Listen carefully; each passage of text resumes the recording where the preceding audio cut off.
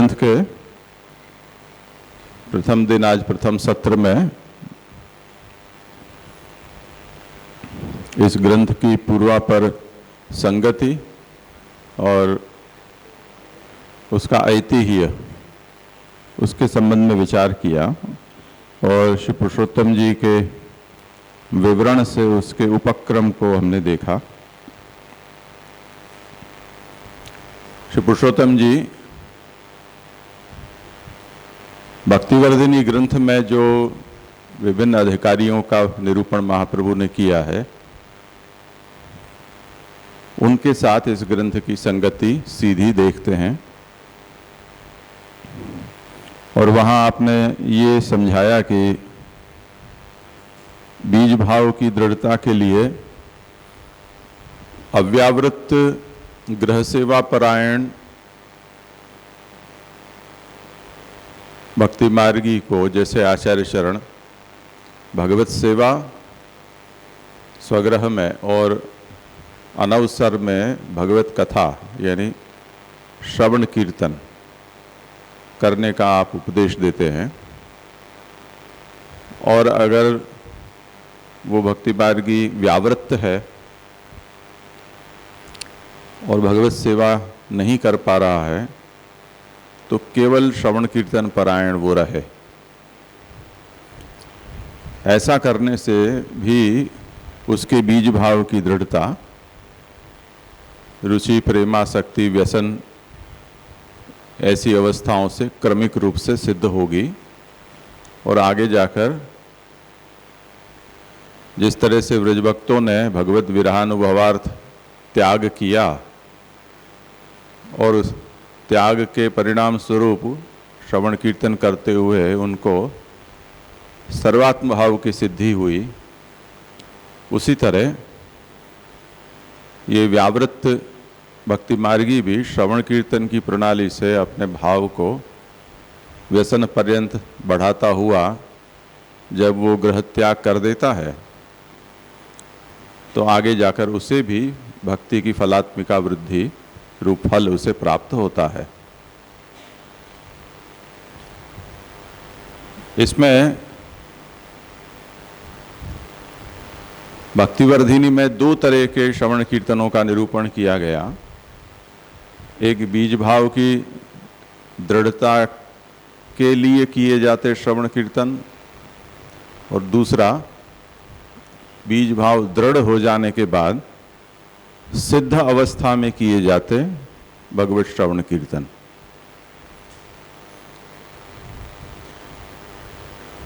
अब जो कीर्तन है और श्रवण, उनमें कीर्तन के विषय में जलभेद ग्रंथ में वक्ता के निरूपण के प्रसंग में महाप्रभु ने विस्तार से बात समझा दी।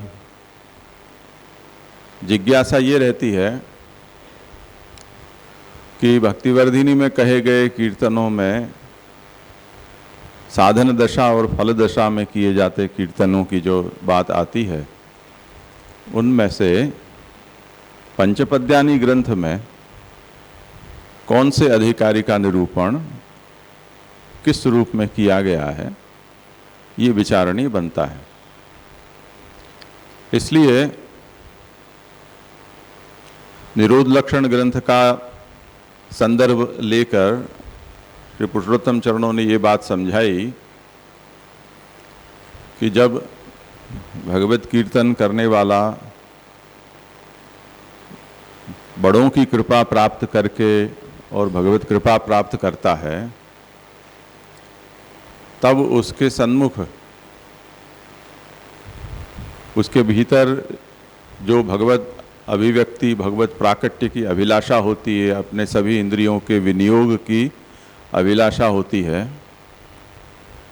वो प्रबलतर होती जाती है और उस अभिलाषा को देखते हुए भगवान प्रसन्न होकर उसको भक्ति रस में भिगो देते हैं, पूर्ण प्लावयते। तो ऐसी स्थिति में जो गुणगान करता है भक्त, वो एक अनोखा गुणगान है। वो गुणगान ऐसा होता है कि जिसमें कभी विरसता नहीं होती है, वो स्निग्ध भोजनवत उसके द्वारा होता गुणगान है। गुणगान में आवेशजन्य रसाभिव्यक्ति लौकिक मनुष्यों के द्वारा होते गुणगानों में भी होती है। किसी का सुरीला कंठ है, साजिंदे भी बहुत अच्छे हैं, ऑडिटोरियम भी बड़ा सुंदर है, सुहावना है, और श्रोता है उसका भी बड़ा अच्छा मूड है, और ऐसे में कोई ऐसी बंदिश या कोई ऐसा सुगम संगीत जिसमें ऐसे भावाविही अभिव्यक्ति होती हो, तो उस समय भी रोमांच, अश्रुपात ऐसे उसके अनुभव श्रोताओं में प्रकट हो जाते हैं। परंतु जब लौकिक भक्त न हो, ऐसे लौकिक लोग जब इस तरह से भगवत गुणगान करते हैं, तब उनके भीतर और श्रोताओं के भीतर भी वो रसाभिव्यक्ति सदा सर्वदा नहीं रहती है, किंचित काल पर्यंत रहती है। परंतु जिसने साधनावस्था में भगवत श्रवण कीर्तन आदि निरंतर किए हैं और जिसके भीतर व्यसन पर्यंत भाव की अभिव्यक्ति भी हो चुकी है और जिसे महत्पुरुषों की कृपा प्राप्त है, ऐसा भक्त जब कीर्तन करता है तो उस समय वो जो सदानंद की अभिव्यक्ति है या उस तरह की सुखानुभूति है, वो किंचित काल पर्यंत नहीं रहकर सर्वदा बनी रहती है। इसलिए जब रुक्मिणी को श्री गोसाई जी ने पूछा कि क्या ठाकुर जी आपको अनुभव कराते हैं, सानुभव कराते हैं, तो उन्होंने बड़ा रोचक उत्तर दिया कि हम तो पेट भर खाइयत है, नींद भर सोइयत है, और आचार्य जी के ग्रंथ को पाठ सदा सर्वदा करियत है। यानी छके हुए हैं, मस्ती में हैं, किसी चीज़ की कोई कमी नहीं है। तो ऐसी स्थिति है वो उस भक्त की हो जाती है। ये सिद्ध दशापन्न जो हैं उनकी कथा है, और ऐसी सिद्धावस्था है वो बड़ों की कृपा से उपलब्ध होती है। इस बात को निरोध लक्षण ग्रंथ का हवाला देकर वहाँ पुरुषोत्तम जी ने समझाया है।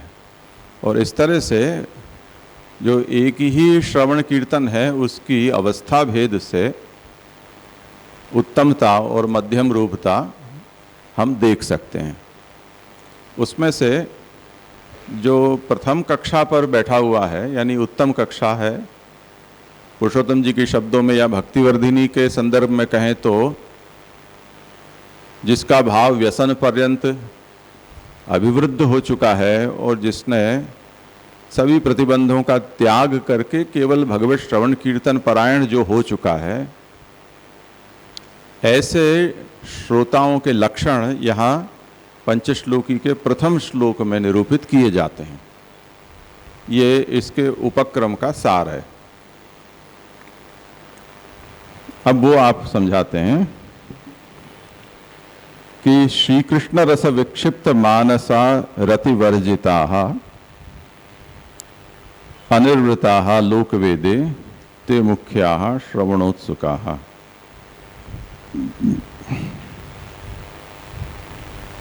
इसका सरल अर्थ ये है कि भगवत गुण कथा नाम आदि के श्रवण में जिसकी उत्सुकता है, ऐसा श्री कृष्ण रस से जिसका मन विक्षिप्त हो चुका है, रतिवर्जित है, लोक वेद में जिसकी आसक्ति नष्ट हो चुकी है, वो श्रोता मुख्य श्रोता माना जाता है, यानी उत्तम कक्षा का श्रोता माना जाता है। अब भक्तिवर्धिनी में जो वर्णित ग्रह त्यागी है और व्यसन प्राप्त व्यसन जो भक्त है उसके ऊपर ये बात कैसे घटित होगी, ये श्री पुरुषोत्तम जी विवरण में आगे समझाएंगे। और रतिवर्जित शब्द का और यहाँ जो भी महाप्रभु ने शब्दों का प्रयोग किया है उसका श्री पुरुषोत्तम जी को अभिलषित क्या अर्थ है वो भी यहाँ पर आप समझाते हैं। अब देखो, अनिर्वृता लोक वेदे इति विशेषणम त्यागवत्व बोधकम। लोक और वेद में जो अनिर्वृत्त है, यानी जिसको लोक और वेद में सुख का अनुभव नहीं होता है, अथवा जिसने लोक और वेद को छोड़ रखा है, तो ये वो जिस त्याग किया हुआ है, ये विशेषण इस बात को समझाता है। ये श्रोता कैसा है कि जिसने लोक वेद का त्याग कर रखा है। तादृशमेव ही लोके वेदे च अनिर्वृते है, क्योंकि ऐसा जो होता है वही लोक और वेद में अनिर्वृत होता है। कोई व्यक्ति किसी को क्यों छोड़ता है? क्योंकि उसमें उसकी अब रुचि नहीं है, आसक्ति नहीं रही है, तो उसने छोड़ा है। तो लोक वेद में जो अनिर्वृत है वो इस बात का प्रमाण है कि उसने उसको छोड़ रखा है। तो ऐसा श्रोता, वो श्रोता मुख्य है। कैसा कि जिसने लोक और वेद का त्याग कर रखा है। दूसरा लक्षण है रतिवर्जिता। अब संस्कृत व्याकरण के हिसाब से विक्षिप्त मानसा और उसके बाद जो बीच में स्पेस दी गई है वो न रखो और सीधा रतिवर्जिता एक शब्द जोड़ दो, तो वहाँ पर सवर्ण दीर्घ संधि के हिसाब से अरतिवर्जिता ऐसा भी अर्थ उसमें से निकल सकता है। पर ऐसा पाठ श्री पुरुषोत्तम जी को मान्य नहीं है। इन्होंने मानसा स्पेस रतिवर्जिता इस तरह से पाठ स्वीकार किया है। अन्य व्याख्याकारों ने क्या किया है देखें तो पता चल जाएगा। हरिराय जी ने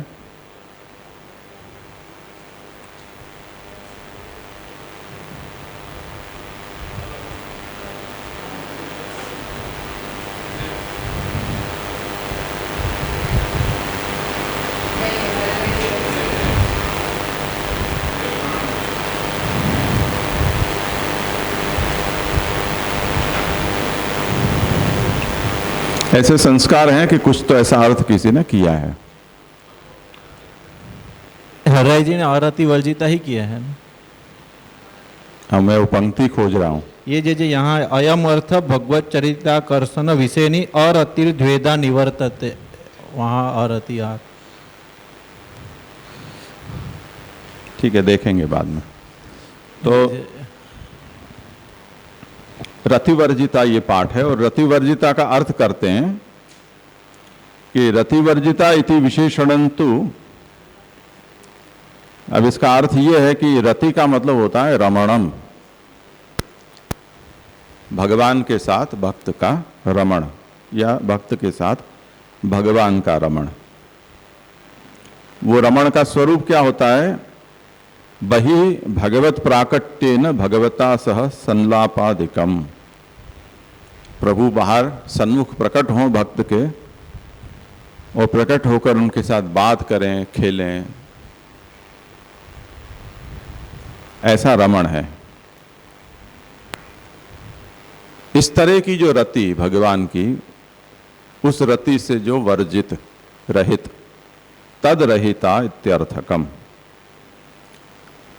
तो ये ऐसा भक्त है कि जो ये चाहता है कि मेरे सम्मुख भगवान प्रकट हों, मेरे साथ बोलें, मेरे साथ खेलें, साक्षात जैसे लीला में प्रकट होकर भगवान भक्तों के साथ व्यवहार करते थे, उस तरह से मेरे सन्मुख भी भगवान ऐसे व्यवहार करें, ऐसी रति करें, ऐसी उसको अभिलाषा है। परंतु ऐसा सौभाग्य उसे इस समय भी प्राप्त नहीं है।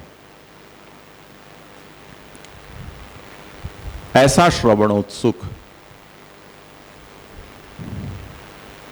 एतेन निरोध लक्षणे क्लिश्यमानान् जनान् दृष्ट्वा इति श्लोकद्वयेन यादृशो अधिकारः उक्तः तद राहित्यम सूचितम।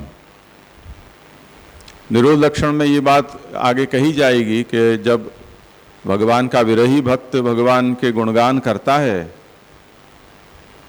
प्राकट्य की अभिलाषा से कि अब तो प्रकट हो जाओ, तो क्लिश्यमानान जनान दृष्ट्वा कृपा युक्तो यदा भवेत, जब वो क्लेश होते हुए भक्त को, क्लिष्ट भक्त को देखकर भगवान जब अति कृपायुक्त हो जाते हैं,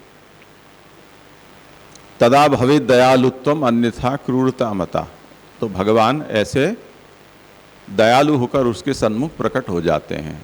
तो वहाँ जिस तरह का प्राकट्य भगवान का बताया गया है, अथवा लीला में जैसे भगवान के अंतर्ध्यान हो जाने के बाद भक्तजनों को जो तीव्र विरह ताप हुआ, दुखी हुए, भगवान को उन्होंने खोजा, नहीं प्राप्त हुए, फिर शरणागत होकर और भगवत गुणगान लीला का स्मरण करने लगे, तब उनके दैन्य को देखकर भगवान प्रसन्न हुए और उसके बाद उनके सन्मुख प्रकट हुए। इस तरह से वहाँ जो अधिकारी का निरूपण किया गया है, ऐसा अधिकार अभी इसका सिद्ध नहीं हुआ है। किसका? ये जो प्रथम श्लोक में वर्णित जो श्रोता है उसका मतलब ये है कि अभी वो विरह का परिपाक नहीं हुआ है। प्रभु ये चाहते हैं कि इसके भीतर अभी वो विरह की आग जलती रहे और अच्छी तरह वो तप जाए उससे, जिससे कि उसके सब प्रतिबंध, पाप, दोष आदि हैं वो नष्ट हो जाएं, उसके बाद उसके ऊपर कृपा प्रभु करें। तेन ततः पूर्वं यो गुणगानाधिकारः यश्च उत्कृष्टः कीर्तनाधिकारः तद उभयम क्रोडीकृतम। इससे इस अवस्था से पूर्व जो गुणगान का अधिकार है और जो उत्कृष्ट कीर्तन का अधिकार है, उन दोनों का निरूपण यहाँ हमें समझ लेना चाहिए। यानी वो दोनों ही यहाँ निरूपित हो गए, ऐसा समझना चाहिए। वो कैसे? वो समझाते हैं कि तदत्राहु श्री कृष्ण रस विक्षिप्त मानसाः श्रवणोत्सुकाः इति पदद्वयेन। तो जिसके भीतर ऐसी तीव्र भगवत प्राकट्य की विरहाग्नि अभी प्रज्वलित हुई है, पर ऐसा सौभाग्य उसे प्राप्त नहीं हुआ है, और ऐसा भगवत प्राकट्य हो उसकी अभिलाषा से जो गुणगान कर रहा है, वो कैसा होगा? वो श्री कृष्ण रस विक्षिप्त मानस होगा।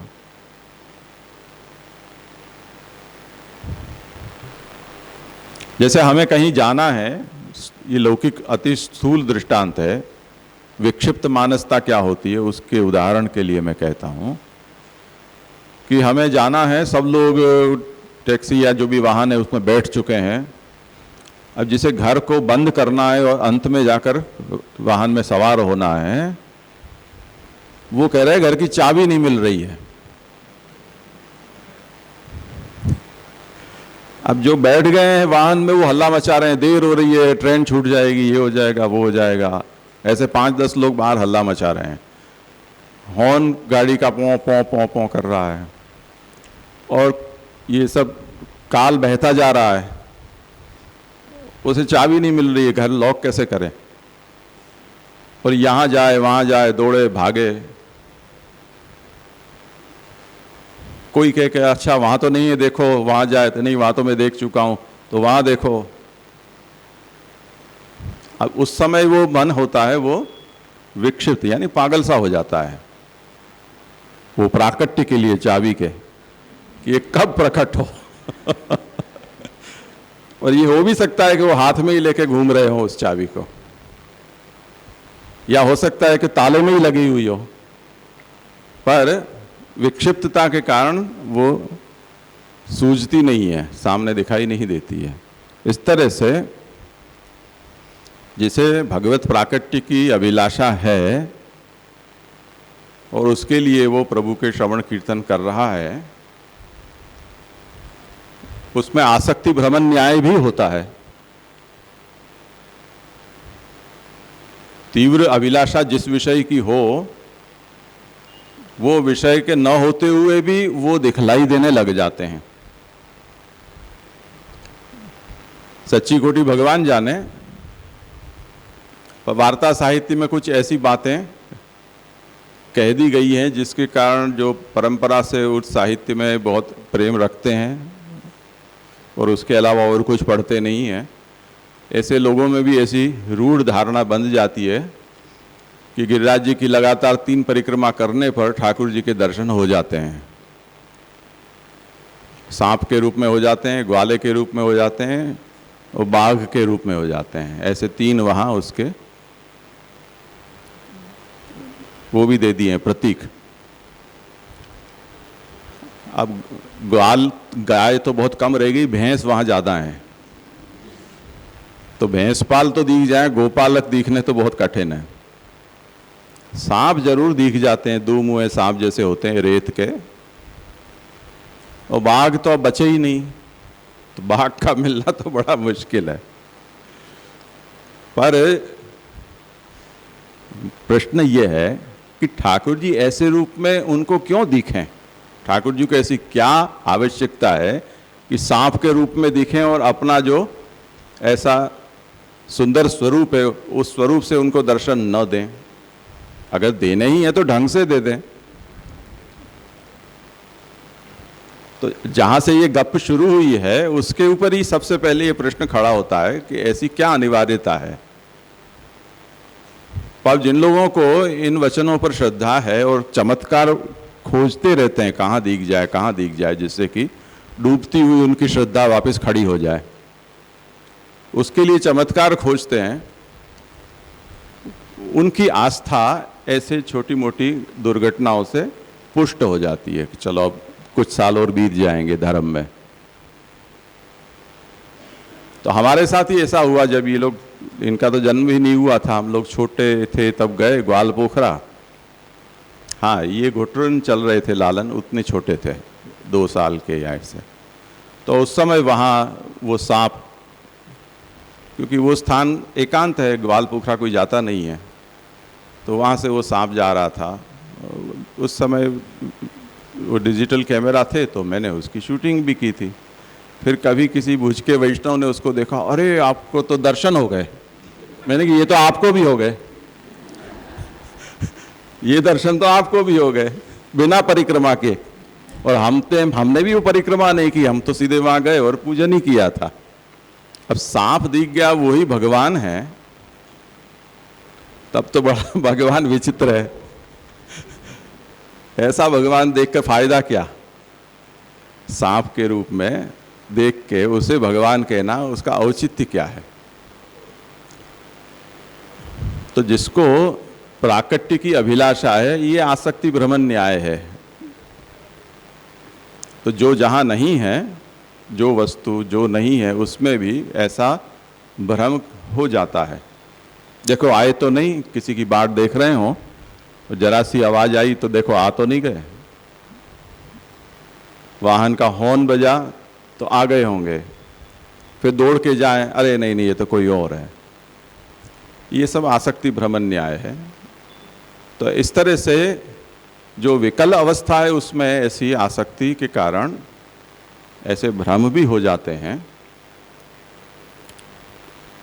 तो श्री कृष्ण रस विक्षिप्त मानसा, कृष्ण के ऐसे प्रत्यक्ष प्राकट्य की अभिलाषा से जो गुणगान करते हैं और उसके कारण उनका विक्षिप्त हो चुका है मन, ये उसकी योग्यता का एक मानक है। दूसरा, श्रवणोत्सुकाः, इसका विवेचन करते हैं। श्री कृष्णस्य भगवतो यो रसो लीला संबंधी भजनानंदात्मकः, भगवान श्री कृष्ण का जो रस है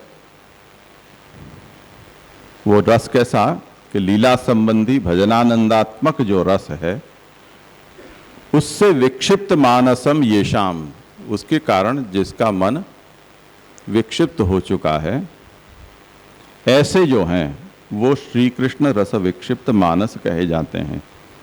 उसका विवरण तो अभी हम कर चुके हैं। विक्षिप्त मानस से क्या समझना, तो कहते हैं एतेन तेषाम स्वार्थानुसंधानम सूचितम। जिसका मन विक्षिप्त होता है वो अपने विषय में, स्वयं के विषय में उसकी सभानता नहीं रह जाती है, बेहोश सा होता है। ये इससे सूचित होता है। एते पुष्टिमार्गीयाः उक्त धर्मेण अवगंतव्याः, ऐसे जो पुष्टिमार्गी हैं उनको कैसे जाना जाए, तो रसविक्षिप्त मानस है, यानी कि अगर वो स्वार्थ के अनुसंधान से रहित हैं, विक्षिप्त मानस दिखलाई देते हैं, उससे वो जाने जाते हैं। और श्रवणे उत्सुकाः, दूसरा अब उसका लक्षण है वो समझाते हैं कि श्रवण में जो उत्सुक हैं, उत्सुक है मतलब उत्कंठा युक्ताः, जो उत्कंठा वाले हैं। उत्कंठा मतलब जिसका कंठ ऊंचा। कभी आप लोगों ने पक्षियों को, पशुओं को देखा हो, नीची हाइट वाले होते हैं, उनको कुछ ऐसी दूर से आवाज़ सुनाई दे शिकारी पशु की या शिकार की, और वो उनकी दृष्टि में नहीं आ सकते हो, तो वो दोनों टांगों, पीछे की टांगों से ऊंचे होते हैं ऐसे। यहाँ तो गिलेरी बहुत है, वो ऐसे करके और खड़ी होके और यूं देखती है। बिल्ली होती है वो भी ऐसे कंठ ऊंचा कर लेती है। हम भी ऐसे जगह बैठे होते हैं और अगर वक्ता या जो दृश्य है वो नीचा हो तो हम भी ऐसे कंठ को ऊंचा कर लेते हैं। यानी ये हमारी उत्सुकता प्रदर्शित करता है जिसमें हमारा कंठ ऊंचा होता हो। तो ऐसे जो श्रवणोत्सुक हैं, यानी श्रवण में जिनकी उत्कंठा है, ऐसे भक्त मुख्य श्रवणाधिकारी होते हैं। अथ यत्तदोर नित्य संबंधः इति अध्याहारः। अब यहाँ यह श्रवणोत्सुकः अथवा ये श्रवणोत्सुकाः ते मुख्याः, यहाँ ते पद है पर यत पद यहाँ पर श्लोक में कहा नहीं गया है, तो वो अध्याहार समझ लेना चाहिए, क्योंकि यत और तत् ये दोनों एक साथ ही होते हैं, कहे नहीं गए हैं पर समझ लेने चाहिए।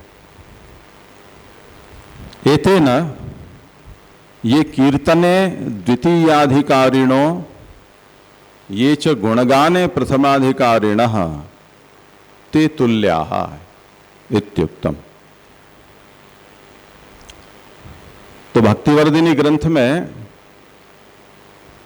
कीर्तन के अधिकारी का निरूपण करते हुए ये कहा कि व्यावृत्त होने पर प्रभु के गुणगान आदि करते रहना और उससे प्रेमासक्ति व्यसन की सिद्धि होने पर ग्रहादि में प्रतिबंधकता लगती हो तो उसका त्याग करके कृष्ण मात्रिक मानस होकर त्याग पूर्वक श्रवण कीर्तन आदि करना, कीर्तन करना, ये जो वहाँ कहे गए हैं उसको यहाँ पर प्रथमाधिकारी के रूप में, श्रोता, मुख्य श्रोता के रूप में समझना चाहिए। तो ये कीर्तने द्वितीय अधिकारिणों ये च गुणगाने प्रथमाधिकारिणः ते तुल्या, ये यहाँ पर तुल्य है। कीर्तन, उसका कारण समझाते हैं कि कीर्तन गानयोः ज्ञान पूर्वकत्वात् तस्य च श्रवण पूर्वकत्वादि दृश्यते। कीर्तन और गान ये ज्ञान पूर्वक होते हैं, क्योंकि आगे ये लक्षण बताया कि कि श्रवण किसे कहते हैं, तो पदवाक्य के शक्ति तात्पर्य के निर्धारण पूर्वक किया गया जो श्रवण है वो ऐसा श्रवण, और इसी तरह भगवदवाचक पदवाक्य के शक्ति तात्पर्य के निर्धारण पूर्वक कथन वो कीर्तन। ऐसे श्रवण और कीर्तन के लक्षण वहाँ परिभाषित कर दिए गए हैं। उस तरह से किया गया जो श्रवण और कीर्तन है वो पारिभाषिक श्रवण कीर्तन कहा जाता है। ऐसे ही कान की खुजली मिटाने के लिए या हमारी जो बोलने की इच्छा है विवक्षा, उसके संतोष के लिए कुछ बोल देना, वो श्रवण और कीर्तन नहीं कहा जाता है। तो यहाँ पर कीर्तन और ज्ञान ये दोनों ज्ञान पूर्वक होने से और श्रवण पूर्वकत्वादि दृश्यते। कीर्तन मनुष्य तब करेगा कि जब श्रवण किया हो। जिसने श्रवण ही नहीं किया है तो वो कीर्तन भी कैसे कर पाएगा, तो वो भी श्रवण पूर्वक होते हैं। श्रवणे तादृशत्वस्यैव सिद्धेः इति, इसलिए श्रवण भी यहाँ उसी के सिद्ध होंगे, यानी कि ज्ञान पूर्वक होंगे, उसी के सिद्ध होंगे, ये उसका तात्पर्य निकलता है। जय जय ये पंक्ति समझ नहीं है। एतेन ये कीर्तने द्वितीय अधिकारिनो ये चे गुणगाने, मतलब प्रथम अधिकारी जो है वो तो जो त्याग से पहले वाले हैं वो, और द्वितीय अधिकारी त्याग के बाद जो उत्तम फल वाले जो हमने गिने। नहीं, गुणगान और कीर्तन ये दोनों को अलग कहा ना। कीर्तन में भक्तिवर्धिनी का संदर्भ है और गुणगान वाले में निरोध लक्षण का है। तो भक्तिवर्धिनी में जो दो कहे वो दोनों को कीर्तन में लेने के नहीं, उसमें तो दो कक्षा है। वो उसका संदर्भ केवल ये प्रथम श्लोक के जो अधिकारी हैं उसको लेकर कहा कि भक्तिवर्धिनी ग्रंथ में जिसे त्याग पूर्वक श्रवण कीर्तन करने वाला है वो ये पंचश्लोकी के प्रथम श्लोक के समकक्ष है, वो समझना है। अब उसकी तुलना नहीं है। अब तुलना किसकी है कि कीर्तने द्वितीयाधिकारिण और गुणगाने प्रथमाधिकारिण। भक्तिवर्धिनी में जो कीर्तन का प्रथम अधिकारी है वो, और निरोध लक्षण में जो गुणगान का बताया, वो दोनों तुल्य समझने चाहिए। निरोध लक्षण में यहां संदर्भ दिया ना कि क्लिश्यमानान् जनान् दृष्ट्वा कृपायुक्तो यदा भवेत् तदा सर्वं सदानंदम हृदयस्थम निर्गतम बहिः, वो तो उसे यहाँ, और सर्वानंदमयस्यापि कृपानंद सुदुर्लभ स्वद्गुणा हृदगत स्वगुणान् श्रुत्वा पूर्ण प्लावयते जनान्। तो ये हृदगतः स्वगुणान् श्रुत्वा, जो भगवान उस भक्त के हृदय में विराजे हुए हैं या छिपे हुए हैं, वो भक्त मेरा गुणगान गा रहा है, उस गुणगान को सुनकर अब वो भीतर नहीं रह सकते हैं, वो बाहर प्रकट हो जाते हैं। तो ये कक्षा जो इसे प्राप्त हुई है वो गुणगान करता, वो दोनों को यहाँ पर समान कक्षा वाले गिनाए हैं। मतलब भक्तिवर्धिनी में जो उत्तम गिने वो, और निरोध लक्षण में जो गुणगान से जो फल वाले वो, हाँ, वो दोनों पहले श्लोक में आए। हाँ। अब यहाँ पर कुछ प्रश्नोत्तर हैं, वो जिनको उस विषय का अनुसंधान हो उनके लिए तो वो सार्थक हैं, उसका समाधान सोचना। जिनको बिल्कुल ही उसका अनुसंधान नहीं है वो केवल सुन लें तो चलेगा। तो आप जैसे अभी उद्धव गीता का प्रसंग चल रहा है, तो मुझे पता नहीं है ये विषय आ गया है कि नहीं आया है, पर उससे संबंधित ये बातें हैं। वहाँ एकादश स्कंदे अथ भागवतम ब्रूते यद्धर्मो यादृशो नृणाम यथा चरति यद ब्रूते यैर्लिंगे भगवत प्रियः इति जनक प्रश्ने हरिणा योगीश्वरेण। जनक ने वहाँ पूछा कि ये जो भागवत होते हैं यानी भगवान के भक्त होते हैं, वो कैसे जाने जा सकते हैं, उनको जानना कैसे, पहचानना कैसे। वो कैसे बात करते हैं, उनके क्या धर्म होते हैं, उनका आचरण कैसा होता है, कैसे चिन्हों से हम उनको पहचान सकते हैं, ऐसे सब प्रश्न वहाँ पर उन्होंने पूछे। और उस प्रश्न के उत्तर में जो योगीश्वर हैं उन्होंने कुछ उत्तर दिए हैं। सर्वभूतेषु यः पश्येत् भगवद् भावम् आत्मनः, आत्मनः भगवद् भावम् सर्वेषु भूतेषु यः पश्येत्, अपना भगवद् भाव सभी प्राणियों में जो देखता हो। वहां से लेकर 11 भी श्लोकई 11 श्लोकों से कर्म ज्ञान भक्ति मिश्रा भागवता उक्ता, यानी जो भक्त है वो कर्म मिश्र, ज्ञान मिश्र, उपासना मिश्र, ऐसे मिश्र भाव से वहां भक्तों का वर्णन किया गया है। इसमें जो ये प्रथम है वो ज्ञान मिश्र हमें साफ दिखलाई दे रहा है। अभी तो पहले प्रश्न को समझना है, उसके बाद उसका समाधान है। और सुबोधिन्याम व्याख्याताश्च, इस विषय की व्याख्या सुबोधिनी में भी की गई है। तैव अत्र कुतो नोक्तः, उत्तम श्रोता किसे कहा जाना चाहिए, मध्यम कनिष्ठ श्रोता किसे कहा जाना चाहिए, ये प्रश्न का उत्तर जो 11 स्कंध में भागवतों के लक्षण बताए गए हैं उसी रूप में क्यों नहीं समझा दिए। महाप्रभु ने ये नवीन लक्षण क्यों बताए कि ते मुख्या श्रवणोत्सुका, ऐसा पुरुषोत्तम जी प्रश्न करते हैं। तात्पर्य ये है कि जिस विषय में शास्त्र का निर्णय प्राप्त है उस विषय में हम स्वतंत्र रूप से क्यों कोई निरूपण करना चाहते हैं, तो अब उसका समाधान देते हैं। उच्यते, सुनो अब, ये प्रश्ने नृणाम इति पदात् साधारणा एव भागवताः पृष्टाः न तो आत्यंतिकाः। जहां जनक ने प्रश्न किया है वहां आत्यंतिक भक्त के लक्षण नहीं पूछकर नृणाम ऐसे सामान्य पद का प्रयोग किया, जिससे कि साधारण भक्तों के विषय में उन्होंने ये प्रश्न किया है। इसके कारण वहाँ जो कक्षाएं बताई गई हैं भागवतों की, वो कक्षा यहाँ लागू नहीं होती है, प्रसक्त नहीं है, क्योंकि यहाँ पर तो हम जो एकांतिक है उनकी बात करना चाहते हैं, साधारणों की नहीं। ये उसका एक समाधान है। किंच तत्व तेषाम फल लक्षणे,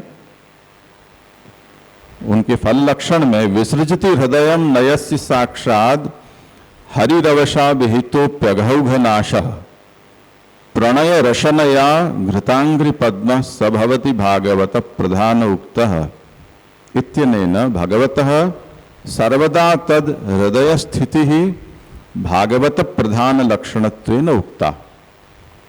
वहां भागवत प्रधान कौन है, यानी भक्ताग्रणी श्रेष्ठ भक्त कौन है, उसका निर्णय देते हुए भगवान ऐसा कहते हैं। इसका सार ये है कि भगवान जिसके हृदय में सर्वदा स्थित हो ऐसा जो है वो प्रधान भक्त कहा जाता है, ऐसा वहां पर निर्णय दिया। साच स्वमात्र गम्यत्वेन तत्र स्फुटति, जिसके हृदय में भगवान सदा हो ऐसा ज्ञान तो जिसके हृदय में विराजते होंगे उसी को हो पाएगा, दूसरे को तो होना नहीं है। पंचश्लोकी श्रोता को खुद का मूल्यांकन करने के लिए नहीं सिखाई जा रही है, वक्ता को श्रोता को पहचानने के लिए कही जा रही है। अगर आपके हृदय में भगवान स्थित हैं भी, मैं कैसे जानूंगा? तो जो 11 स्कंध में भागवत प्रधान के रूप में जो जो लक्षण बताए गए हैं वो यहां हमारे कोई काम के नहीं है, उससे हमारा प्रयोजन सिद्ध नहीं होता है। इसलिए इसका निरूपण पृथकतया करना यहाँ आवश्यक है। तो साच स्वमात्र गम्यत्वेन तत्र स्फुटति न तो अन्य गम्यत्वेन इति अन्य गम्यम लक्षणम तत्संगार्थम वक्तव्यम। मेरे मन में जो है वो मैं जानता हूं, आप नहीं जान सकते। पर कोई बात ऐसी हो कि आप जान सको, ऐसे लक्षणों का वर्णन अपेक्षित हो, तब तो फिर व्यक्ति खुद जान सके खुद की बात, वो को कई काम का रहा नहीं यहां पर। और यहां तो वक्ता के लिए ये लक्षण कहे जा रहे हैं कि श्रोता को पहचानो, तुम्हारे लायक वो है कि नहीं। इसलिए यहां पर उसका अलग से निरूपण करना जरूरी होगा। तद अत्र उच्यते एव, इसलिए यहां तो वही बात कही जा रही है जो अन्य गम्य हो लक्षण, ऐसे लक्षणों को यहां कहा जा रहा है। इति पुष्टिमार्गे यादृशा विवक्षिताः ते अत्र लक्ष्यन्ते इति तदनुक्ति इति जानीहि। तो पुष्टिमार्ग में यहां उत्तम मध्यम कनिष्ठ जो श्रोता हैं उनको हम पहचान सकें, ऐसे ही श्रोता की यहां पर आवश्यकता है, ऐसे लक्षण का निरूपण आवश्यक है। इसलिए एकादश स्कंध में जो कहे गए हैं वो बातें यहां पर नहीं की जा रही हैं। तत्र प्रथम विशेषण द्वयेन यद्धर्मत्वं तृतीयेन यादृशत्वं तुरीयेण च आचरति इत्यर्धोक्तम सिद्ध्यति इत्यपि बोध्यम। पर वहां जो 4 प्रश्न उठाए हैं उन प्रश्नों के उत्तर पुष्टिमार्गीय भक्तों की पहचान के लिए, श्रोता की पहचान के लिए अगर हमें सोचने हो तो हम ये जरूर सोच सकते हैं, पुरुषोत्तम जी आज्ञा करते हैं कि यद धर्मत्वम, यानी पुष्टिमार्गीय उत्तम श्रोता के धर्म कैसे होते हैं। ये बात प्रथम 2 विशेषण से, यानी श्री कृष्ण रस विक्षिप्त मानस होते हैं और लोक वेद में रति से रहित होते हैं, इससे बताया। तृतीय न यादृशत्वम बताया, और वो कैसे होते हैं वो तीसरे से लक्षण से बताया। और तुरीयेण च यथा आचरति, वो कैसा आचरण करते हैं वो यहाँ चौथे से बताया। तो अगर उसी प्रश्नों को अगर हम पंचश्लोकी में वर्णित, प्रथम श्लोक में वर्णित जो मुख्य श्रोता है उसमें से उसका उत्तर खोजने जाएंगे तो उत्तर मिलेगा जरूर, पर वो उत्तर महाप्रभु का अलग उत्तर है, इस तरह से हमें उसे समझना होगा। तो वो कैसा आचरण करता होगा, वो श्रवणोत्सुक होगा, ये उसका आचरण है। यानी कहीं भी भगवत चर्चा हो रही है तो उसके कान यों हो जाएंगे, उसकी श्रवणोत्सुकता प्रकट हो जाएगी। चलो चलो शुरू हो गया, चलो चलो दौड़ो दौड़ो, ऐसे। तो ये उसकी उत्सुकता है, ये उसका आचरण है। इसी तरह उसके धर्म और उसकी यादृशता वो कैसा है। अन्यत्र रति वर्जित है, श्री कृष्ण रस विक्षिप्त मानस है, ऐसे उसके लक्षण का उत्तर यहाँ मिल सकता है। तथा न काम कर्म बीजानाम इति श्लोकोक्त लक्षणवत्वम अपि सिद्ध्यति इति च बोध्यम। इसी तरह वहीं ये बात भी कही गई है कि यस्य चेतसी संभव वासुदैविक